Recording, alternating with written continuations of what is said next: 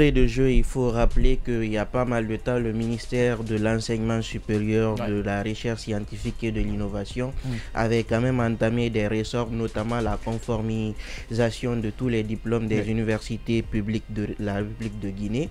Et il faut dire qu'à ce niveau, il y avait pas mal de points qui avaient été abordés, notamment le fait de mettre par exemple les mentions obtenues par les étudiants sur leur diplôme. Vous savez que quelques années en arrière, pour nous qui sommes de la 13e promotion du système LMD, on n'avait pas les mentions sur les diplômes.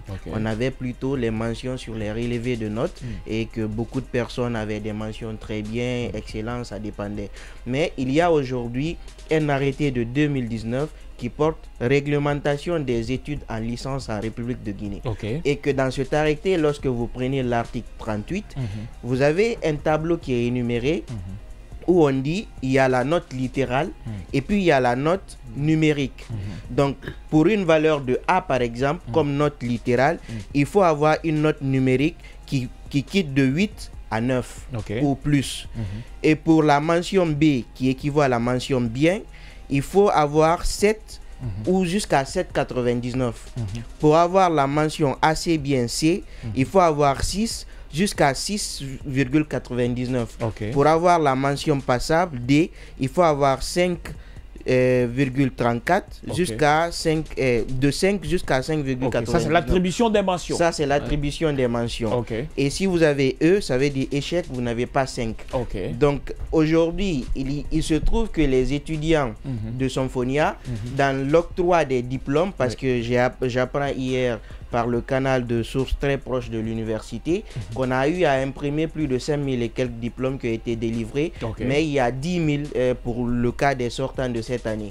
Entre-temps, il se trouve que sur les diplômes, les mentions attribuées ne sont pas conformes à la réglementation actuelle, qui est l'arrêté de 2019 portant réglementation des études en licence. Les autres universités publiques se sont conformées à cet arrêté, mais malheureusement, on a fait application du côté de Symphonia de l'ancien arrêté qui portait réglementation des études de licence. Donc, avec ce constat-là, on a appris déjà sur les réseaux sociaux, beaucoup d'étudiants qui sont du côté de Kindia. Donc, c'est-à-dire, il faut retenir que ça n'a rien à voir avec de la corruption, mais c'est plutôt un ancien système qui a été appliqué alors qu'il y a une nouvelle réglementation.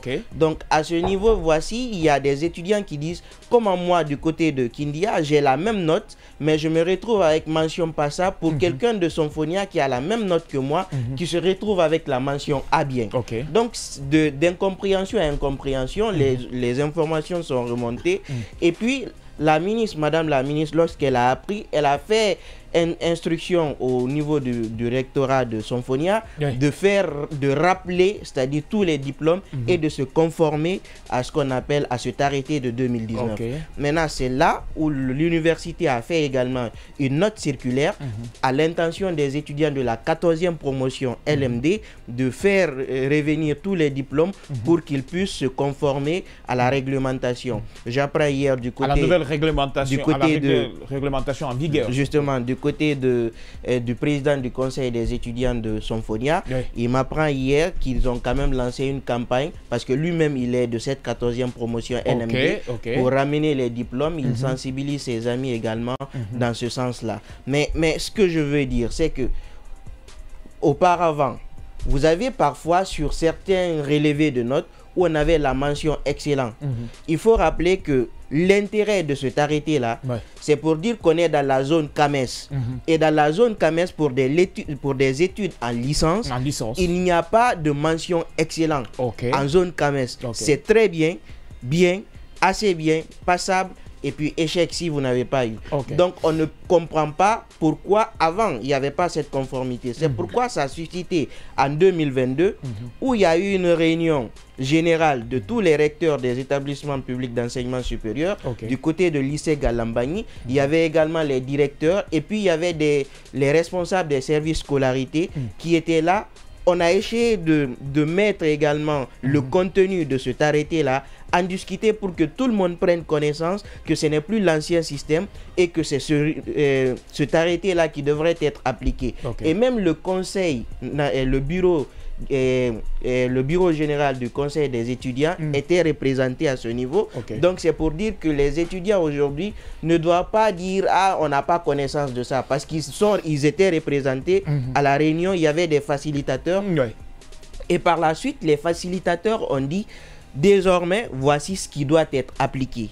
Donc aujourd'hui, je vois quand même des étudiants du côté de Gamal qui disent, bon, nous, je préfère être mécanicien que de voir en tout cas, la mention passable. Un petit peu insultant, un petit peu passable sur mon diplôme. Il y a des cours spécialisés pour être mécanicien. Non, je vais en venir. Ce que j'ai dit, c'est que aujourd'hui, c'est une manifestation ni tête ni queue, parce qu'on peut dire, si ta valeur exacte, c'est la mention passable. Ta valeur intrinsèque, c'est passable. On peut pas mettre très bien pour bien. toi. J'ai vu, il y a eu pas mal d'étudiants qui sont allés voir Madame la ministre pour leur dire, comme nous cette année du côté de Gamal, il y a beaucoup d'étudiants qui auront la mention passable. Nous, ce qu'on veut, ne mettez pas de mention sur nos diplômes. La ministre a dit, on ne peut pas le faire parce qu'il y a une réglementation à la matière. Clair. On doit se conformer à ça. Maintenant, lorsqu'on leur dit, je vois directement, chacun va faire des impressions, ils font une manifestation générale. Aujourd'hui, je ne suis pas solidaire avec les étudiants dans ce sens, parce que tout simplement, il y a une réglementation à laquelle on doit se conformer. Maintenant, pour ce qui s'est passé du côté de Symphonia, parce qu'il y a eu une question juridique qui a été soulevée. Beaucoup disent que c'est quand même un acte administratif, c'est diplôme. Donc, quelque part, est-ce qu'on peut faire on peut appeler le retour des diplômes, ou est-ce le retrait des diplômes, ou l'annulation de l'acte. Diplôme déjà alors, délivré. à la matière, vu que c'est un acte administratif, lorsqu'on émet un acte administratif, on a un délai de 4 mois, normalement, avant on peut faire rappel à cet acte-là dans un délai de 4 mois. Outre passer ce délai, il faut qu'un juge administratif annule. Ce n'est plus la compétence de l'université de faire. Ça ne revient plus à l'université de le faire. Et il se trouve qu'on est dans le délai. Donc, c'est normal que bien sûr que les autorités de l'université fassent rappel de ces études, de ces choses, de ces diplômes. Maintenant, la dernière chose que je veux rapidement dire, et si par exemple on passait ce délai, vous savez, en Guinée, il y a ce qu'on appelle l'unité de juridiction, dualité de compétences. Il y a ce qu'on appelle le juge, seul qui est à la fois juge judiciaire et juge administratif, un juge qui a 2 casquettes.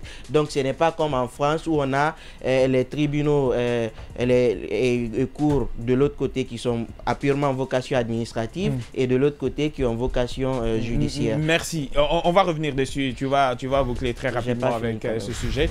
Mais bon, on a d'autres sujets à brosser. Mais très rapidement, je vais te poser la question de savoir, aujourd'hui, ça dissipe un petit peu nos inquiétudes, nos craintes, parce que sur les réseaux sociaux, ça parle expressement de faux diplômes. Mais avec ces explications de Simon Pierre, je crois que ça nous étaye un petit peu.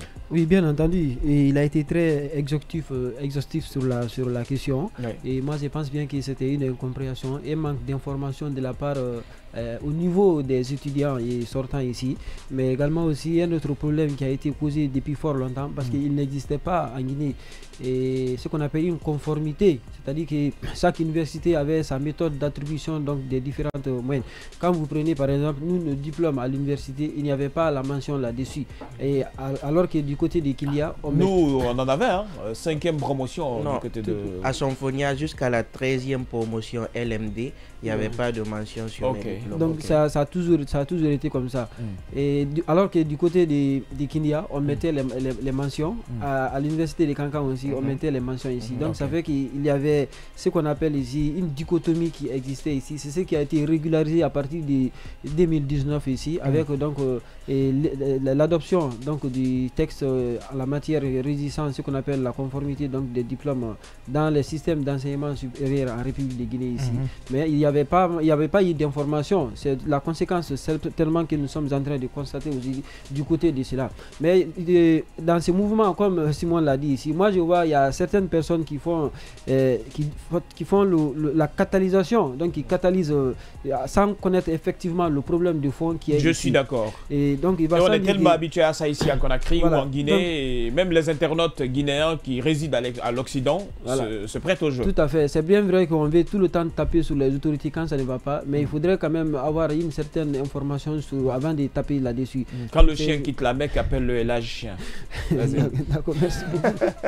Donc c'est un peu ça. Maintenant, ce qu'il y a lieu de faire aujourd'hui, et la procédure elle est simple, c'est que l'autorité qui a délivré ces diplômes, n'est-ce pas, est la seule autorité compétente non seulement donc de les retirer ici, parce que de retirer, c'est ça le principe. Donc le parallélisme qu'on appelle des formes. Celui qui délivre, c'est celui qui peut reprendre ce qu'on appelle le retrait. Donc c'est celui jusqu'à 4 mois. Jusqu'à 4 mois au maximum. C'est-à-dire au-delà de 4 mois, ça ne revient plus, ça relève plus de leurs compétences. Oui, c'est même ça aussi. Il faut dire que la question elle est à relativiser. Il peut le faire c'est-à-dire lorsqu'il a la possibilité de revenir encore attribuer les mêmes droits ici, c'est-à-dire une régularisation. En ce moment, ça devient possible. Mais lorsque ça touche à la sécurité juridique ici, il va sans dire que c'est le juge administratif qui est compétent donc pour procéder ici donc au retrait sur la question. Merci bien. Vas-y, très rapidement. Une seconde. On va aller avec notre second sujet. Très rapidement, ce que je veux dire, c'est qu'aujourd'hui, le malheur, il y a beaucoup d'étudiants qui ne sont même pas au courant des textes qui régissent, c'est-à-dire les institutions d'enseignement supérieur. C'est pourquoi il y a ce qu'on appelle les cérémonies d'accueil dans les universités. Les cérémonies d'accueil là, c'est pas seulement prendre des tentes, des chaises, venir mettre de la musique, le directeur tient un discours, on souhaite bienvenue aux gens. Non, c'est aussi une occasion d'apprendre aux étudiants comment fonctionnent ces institutions et puis quels sont les textes qui les régissent, parce que j'ai l'impression que la réunion du côté de l'ISEG sur effectivement cet arrêté là, les autres étudiants n'avaient pas connaissance de ça. Donc les cérémonies d'accueil, nous par exemple de la 13e promotion, on n'a même pas été accueillis du côté de Symphonia. Donc c'est d'autres, parfois on le fait, parfois on ne le fait pas, on se demande d'où viennent ces moyens. En tout cas c'est financé. Et ce que je veux dire rapidement, au-delà de vulgariser ces textes-là pour permettre aux étudiants de connaître cela, il y a aussi une autre inquiétude, moi, qui me revient. Taraude l'esprit. Voilà, parce qu'on a dit on va calciner et puis on va encore faire de nouveaux diplômes.